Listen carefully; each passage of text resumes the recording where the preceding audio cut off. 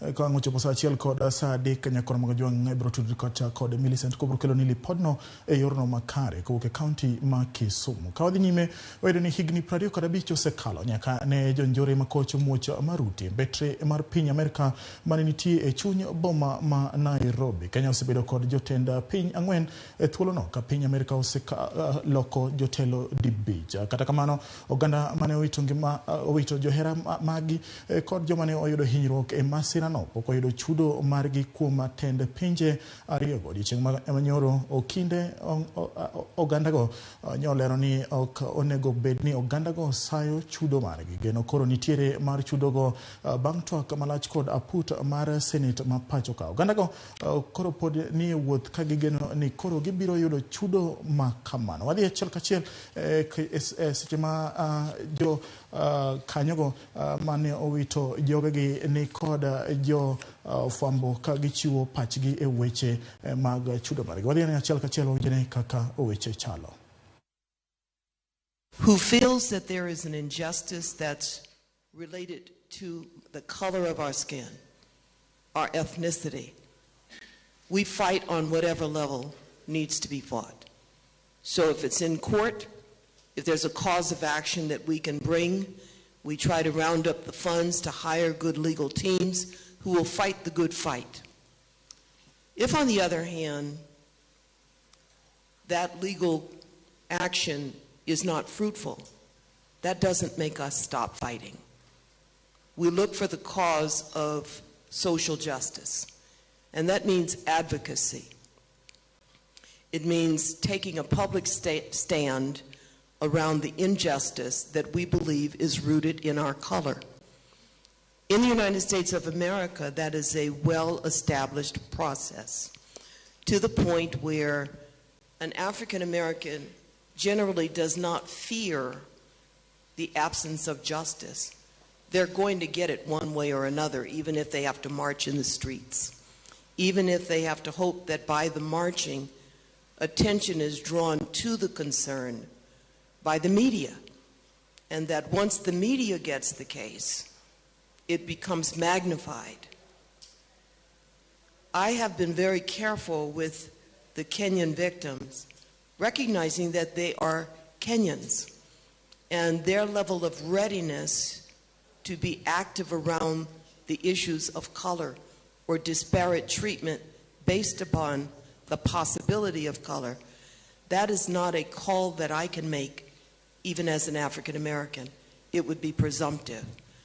So in the many years that I've been coming back and forth, I've been watching growth. For me, as an African American, the civil rights movement has empowered me to the issues of justice. It's empowered me to see disparate treatment. I have seen disparate treatment for 25 years that I believe is rooted in race. I referred to it yesterday as inherent bias. It's a nice way of saying discrimination because of race.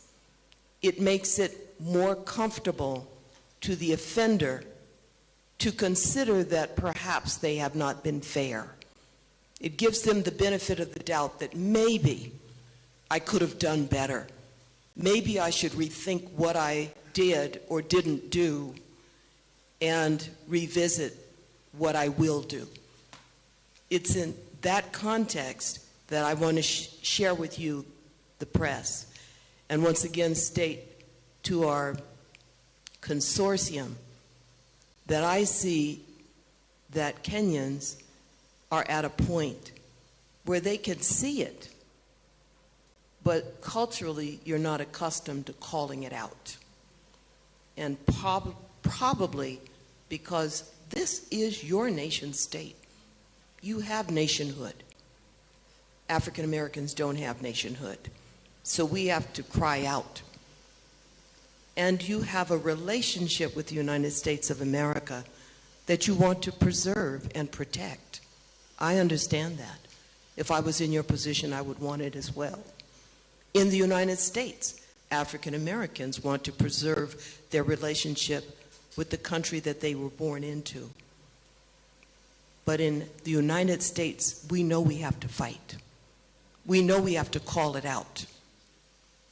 And so to the extent that the Kenyan survivors sense it, feel it, that there has been disparate treatment and that it possibly or probably has something to do with the fact that you are people of color and that you are from an African nation. I stand as your sister, an African American, saying that's exactly what I see. And in saying that, I am offering you the cross-cultivation of strategies. How do you confront that issue? You don't confront it by being passive. You confront it by asserting it, calling it out, and demanding justice. And I believe that you are already there. And I'm not putting words in your mouth. And that you've grown to a point of readiness to stand up for your rights, particularly if it has something to do with the color of your skin, the quality of your hair, and the fact that you come from a continent that is often demonized as just that black country. You will all remember when President Donald Trump referred to black nations as S-hole countries.